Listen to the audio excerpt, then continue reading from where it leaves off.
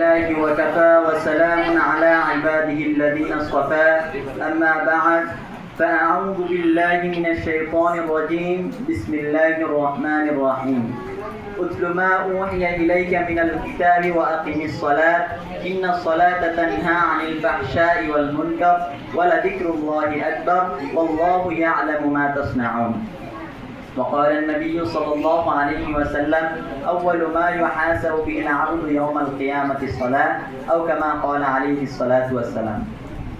The Honorable President, the Honorable Chief Guest, and my respected teachers in our Madrasa Jamia Islamia Faizul Ulum Darus Sunnah, and all qualified judges and my dear brothers, Assalamu alaikum wa rahmatullahi wa barakatuh. Wa alaikum assalam wa rahmatullah. Today I will be talking about a very important part of Islam. It's salat and prayer. The salat is a very important matter. It is daily act of worship. The salat is very important matter. The salat is one of the 5 pillars of Islam. It is daily act of worship.